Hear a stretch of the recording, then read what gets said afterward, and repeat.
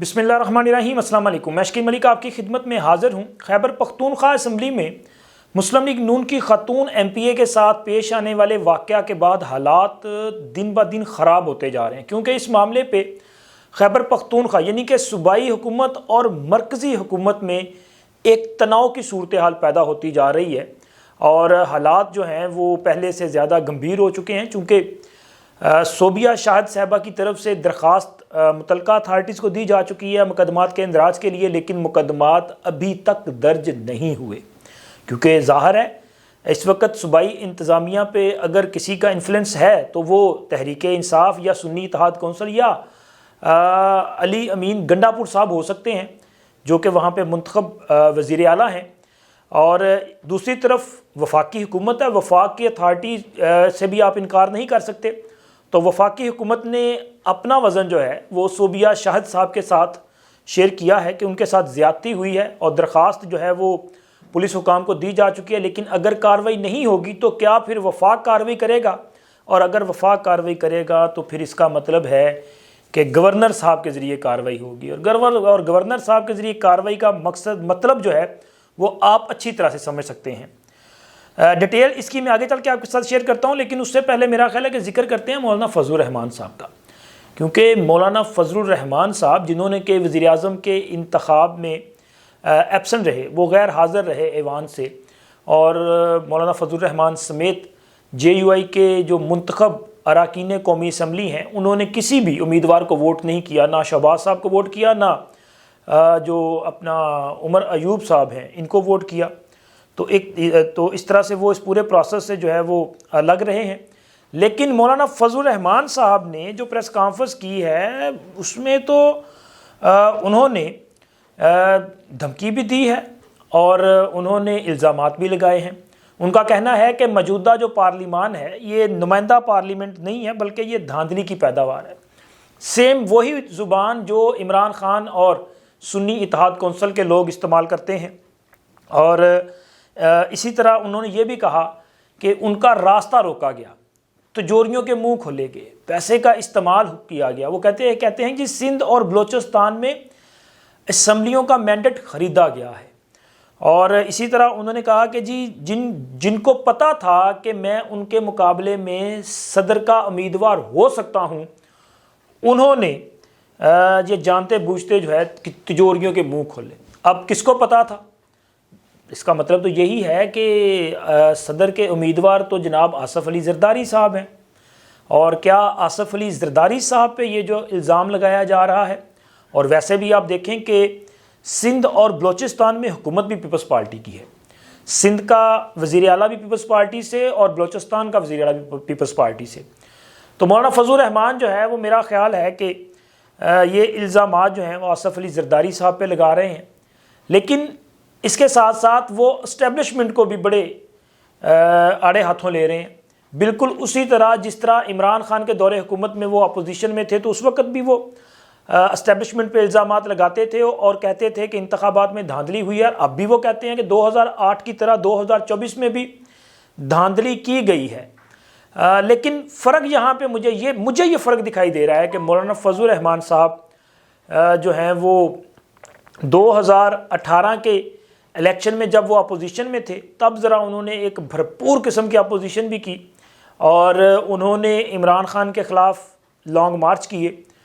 आज भी वो एहतजाज करने की और इसी किस्म के जो है वो अवामी एहतजाज लॉन्ग मार्च भी हो सकते हैं, उनकी धमकियां भी दे रहे हैं। लेकिन ये धमकियां किसको दे रहे हैं? नाम तो वो ले रहे हैं सिंध और बलोचिस्तान का, लेकिन मरकज़ में हुकूमत नून लीग की है।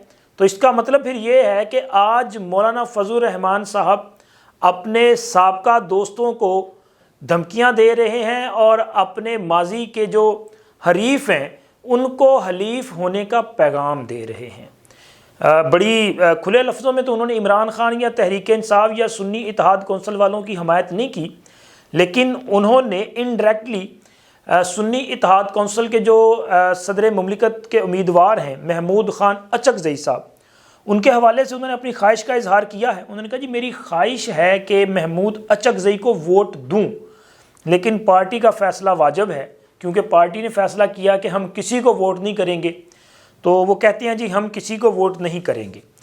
لیکن اس کے ساتھ ساتھ ایک اور بات بھی ہے، مولانا فضل الرحمان بار بار ایک بات کرتے ہیں، ایون کہ باقی لوگ بھی، آپ مولانا عبدالغفور حیدری صاحب کی باتیں سن لیں، باقی لوگ بھی سن لیں، وہ کہتے ہیں جی ہم نے فیصلہ کیا ہے کہ فی الحال ہم نے اپوزیشن میں بیٹھنا ہے۔ یہ جو فی الحال والا لفظ ہے نا، ذرا اس پہ آپ غور کیجئے گا۔ فی الحال کا مطلب تو یہ ہے کہ پھر کل کو فیصلہ چینج ہو سکتا ہے، اور رابطے تو رہتے ہیں نا۔ مولانا فضل الرحمان ان سیاستدانوں میں شامل ہیں کہ جو کہ کسی ایک دائرے میں بیٹھ کے سیاست نہیں کرتے کہ جی ہم نے چونکہ یہ ایک محدود حد بندی کر دی ہے تو لہٰذا اس کے اندر جو معاملات ہوں گے وہی ہوں گے، باقی باہر ہم کسی سے نہیں مل سکتے، ایسے نہیں کرتے۔ دیکھیں نا کہ تحریک انصاف والوں نے ان کے خلاف جو ہے وہ بڑی تضحیک امیز مہم چلائی، کتنے سال تک ان کو ڈیزل کہا جاتا رہا، ان کو فضلو کہا جاتا رہا، ایون کہ عمران خان جلسوں میں خود کہتے تھے، بلکہ ایک جلسے میں جب یہ وزیر اعظم تھے اس وقت بھی انہوں نے کہا کہ جی مجھے جنرل باجوہ صاحب کہتے ہیں کہ آپ مولانا فضل الرحمان کو ڈیزل نہ کہا کرے، لیکن پھر بھی اسی جلسے میں انہوں نے ڈیزل کہا، بلکہ ڈیزل کے نعرے لگوا دیے۔ اسی طرح وہ ان کو ہم تو ہمیشہ مولانا فضل الرحمان کہتے ہیں، یہ فضلو کہتے ہیں۔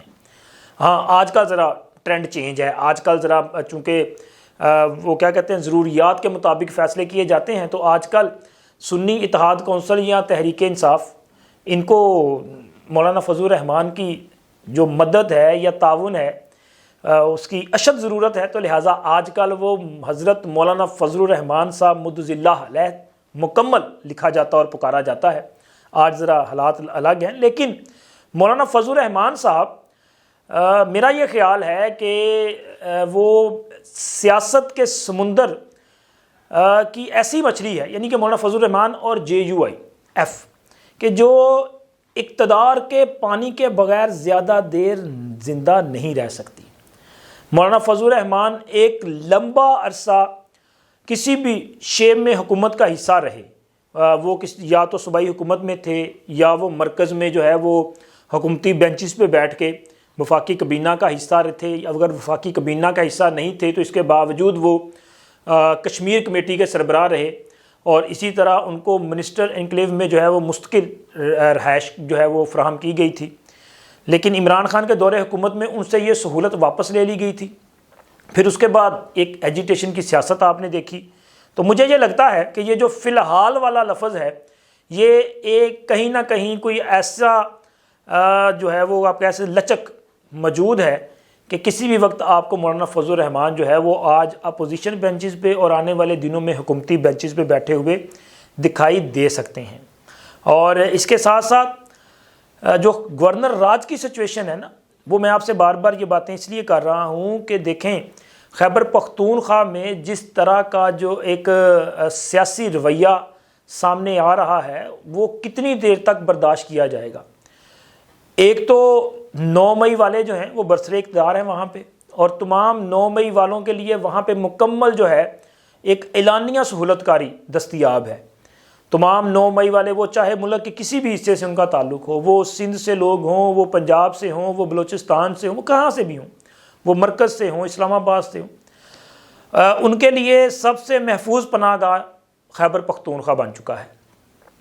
یہ سارے کے سارے لوگ کئی ماہ تک وہاں پہ روپوش رہے، اور آج بھی جو لوگ پردہ اسکرین سے غائب ہیں، چاہے وہ مراد سعید ہوں، چاہے وہ کوئی اور لوگ ہوں، ایون کہ میاں اسلم اقبال بھی مجھے لگتا ہے کہ ابھی تک وہیں پہ ہوں گے، حالانکہ انہوں نے اپنی عبوری ضمانت حاصل کی تھی، لیکن اس کے باوجود وہ پنجاب میں نہیں آئے، وہ پنجاب اسمبلی نہیں پہنچے، انہوں نے حلف نہیں اٹھایا۔ ہو سکتا ہے وہیں پہ موجود ہوں، کیونکہ ان کی گرفتاری کی بھی کہیں سے کوئی خبر نہیں ملی کہ ان کو گرفتار کر لیا گیا یا نہیں کیا گیا۔ تو یہ جو صورتحال ہے نا، یہ انڈیکیشن ہے کہ آنے والے دنوں میں یہ لڑائی بڑھ سکتی ہے، کیونکہ ایک طرف آرمی چیف صاحب اور ملٹری اسٹیبلشمنٹ انہوں نے تو جو پیغام ہے بڑی وضاحت کے ساتھ سب تک پہنچا دیا، انہوں نے تو بتا دیا، اور بار بار وہ کہتے ہیں کہ جی 9 مئی والوں کے لیے کسی قسم کی معافی نہیں ہے۔ اور اس کا جو اشارہ ہے یا اس کا جو ثبوت ہے وہ یہ ہے کہ انہوں نے فوج کے اندر بھی کارروائی کی، بہت اہم جو افسران تھے، آفیسرز تھے، وہ ریٹائرڈ کی ہو چکے لوگوں کے خلاف کارروائی کی گئی.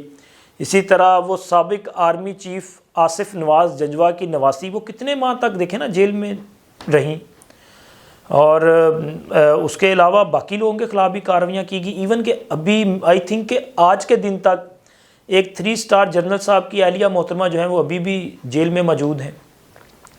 تو یہ اگر فوج اپنوں کے خلاف یہ کارروائی کر رہی ہے, یعنی کہ انہوں نے اس انصاف کی فراہمی کا آغاز یا کہ ذمہ داران کے خلاف کارروائی کا آغاز اگر اپنے گھر سے کیا ہے, تو پھر دوسروں کے لیے معافی نہیں ہے. ہاں, دوسروں کے خلاف کارروائی میں تاخیر ضرور ہو رہی ہے, لیکن اس تاخیر کی بھی ذمہ داری فوج پہ براہ راست نہیں ڈالی جا سکتی, کیونکہ فوج نے تو یہ کام نہیں کرنے تھے نا. جو کام سول انتظامیہ کے ہیں وہ سول انتظامیہ نے کرنے تھے. افسوس کہ وہ جو کام ہیں وہ نہیں کیے گئے, اور جس کی وجہ سے معاملہ اتنی تاخیر کا شکار ہوا. پھر الیکشن میں جس طرح کا رزلٹ سامنے آیا, تو اس کے بعد مزید حالات پیچیدہ ہوتے جا رہے ہیں.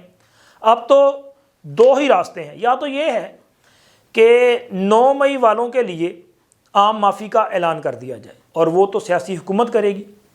اور اگر سیاسی حکومت اعلان کرتی ہے تو کیا اس اعلان کو ہماری جو ملٹری اسٹیبلشمنٹ ہے وہ قبول کرے گی؟ یہ بڑا سوال ہے. اور دوسرا جناب رستہ یہ ہے کہ پھر ان 9 مئی والوں کے خلاف فیصلے ہوں, کارروائی ہو, کہیں نہ کہیں سے اس کا آغاز تو کیا جائے.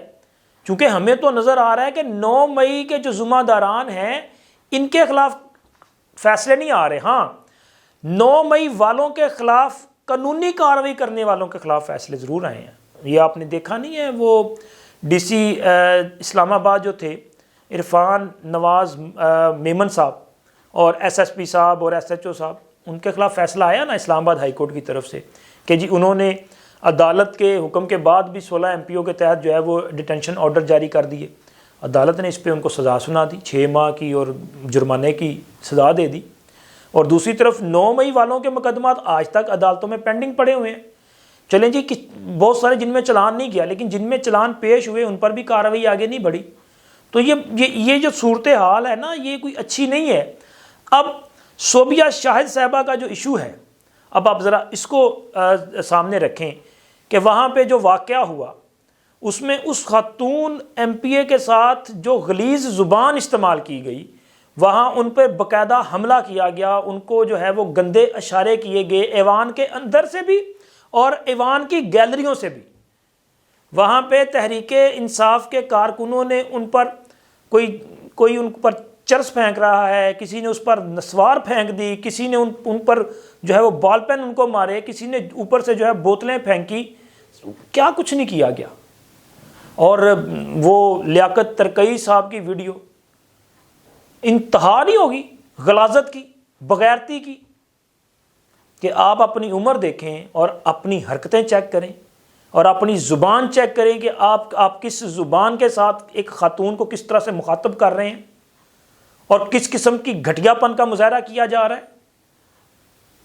یہ جو ساری چیزیں ہیں ان کو کیسے برداشت کیا جا سکتا ہے؟ چونکہ وفاق میں مسلم لیگ نون کی حکومت قائم ہو چکی, میاں شہباز شریف صاحب وزیر اعظم بن چکے. میاں شہباز شریف نے صوبیہ شاہد سے جو ملاقات کی اس میں انہوں نے ان کے سر پہ دستے شفقت رکھا. بڑی دیر کے بعد خیال آیا, جس دن یہ واقعہ ہوا تھا نا, جس دن خیبر پختونخوا اسمبلی میں حلف ہوا تھا, اسی دن مسلم لیگ نون کی لیڈرشپ کو اس پہ رسپونڈ کرنا چاہیے تھا. مسلم لیگ نون والوں میں اور یہ جو تحریک انصاف کے لیڈر ہیں نا عمران خان صاحب, سر ان میں یہی بنیادی فرق ہے. عمران خان فوری طور پہ رسپونڈ کرتا ہے اور اس کا آپ کو جو ہے نا اثر نظر بھی آتا ہے. ہمارے مسلم لیگ نون والے جو ہے نا دوست, ان کو پتہ نہیں کیا پرابلم ہے, یہ سوچتے رہتے ہیں کہ ہمیں اس پر رد عمل دینا بھی چاہیے یا نہیں دینا چاہیے. مطلب آپ کی ایک خاتون MPA کے ساتھ اس قسم کا جو ہے وہ رویہ اختیار کیا جاتا ہے, ان کی تذلیل کی جاتی ہے, ان کو ہراس کیا جاتا ہے, اور وہ بھی ایوان کے اندر کیا جاتا ہے. وہ جا کے نامزد وزیر اعلیٰ کے پاس شکایت کرتی ہیں, اس لیے کہ ظاہر ہے ایک نامزد وزیر اعلیٰ جو ہے وہ اسمبلی کا سب سے بڑا ہے نا, اور وہ ان کے ساتھ کیا کرتے ہیں کہ جی یہ جو ہو رہا ہے ٹھیک ہو رہا ہے, آپ کے ساتھ یہی ہونا چاہیے. اب اب وفاقی حکومت قائم ہو چکی، میاں صاحب آپ نے اگر دست شفقت رکھا ہے تو ذرا حوصلے سے کام لیں، ہمت کا مظاہرہ کریں، آپ صوبیہ شاہد کے ساتھ باضابطہ طور پہ کھڑے ہوں، اور آپ بطور وزیر اعظم خیبر پختونخوا کی جو پولیس انتظامیہ ہے ان کو یہ آپ ہدایت جاری کریں کہ صوبیہ شاہد کی جو درخواست ہے اس پر مقدمہ درج کیا جائے، ذمہ داران کو گرفتار کیا جائے، وہ کوئی سابق سینیٹر ہے یا موجودہ کسی وہ اہم ترین جو ایم این اے یا ایم پی اے ہے اس کا والد ہے، اس سے سروکار نہیں ہے۔ قانون سب کے لیے برابر ہونا چاہیے، گرفتار کروائیں ان کو، اور اگر گرفتار نہیں کیا جاتا تو پھر وفاقی حکومت جو ہے وہ کارروائی کرے۔ اب تو دیکھیں نا، ملٹری اسٹیبلشمنٹ بھی اگر یہ پیغام بار بار دے رہی ہے کہ جی ہم کسی صورت 9 مئی والوں کو رعایت نہیں دیں گے، تو پھر خوف کس بات کا ہے؟ کہیں یہ خوف تو نہیں ہے کہ اگر ہم کارروائی کریں گے تو ہمیں مرکز میں کچھ پرابلمز کا سامنا کرنا پڑ سکتا ہے؟ تو میاں صاحب میرا یہ خیال ہے کہ اگر آپ کارروائی نہیں کریں گے تب زیادہ پرابلم کا سامنا کرنا پڑ سکتا ہے۔ تحریک انصاف کی یہ جو ایک انتہا پسندانہ سیاسی سوچ ہے نا سر، اس کا مقابلہ کرنے کے لیے آپ کو جو ہے وہ جارحانہ حکمت عملی اپنانی پڑے گی۔ میں یہ نہیں کہتا وفاق اور صوبہ آپس میں دست و گریباں ہو جائے، لیکن یہ جو قانونی معاملات ہیں ان کو قانونی انداز میں حل ہونا چاہیے، مذکورہ خاتون کو انصاف ملنا چاہیے۔ وہ لوگ جنہوں نے غلیظ گالیاں دی، گھٹیا پن کا مظاہرہ کیا، انہیں ہراساں کیا، ان پر حملہ کیا، ان کے خلاف کارروائی ہونی چاہیے۔ یہ تو آپ کروا سکتے ہیں نا، یہ کون سا غیر قانونی کام ہے؟ اس پر کریں، اور اگر آپ نہیں کریں گے تو وہ اسی طرح سے مزید اس قسم کی حرکتیں کریں گے، اور پھر آپ اندازہ لگا لیں کہ معاملات کس طرف جائیں گے۔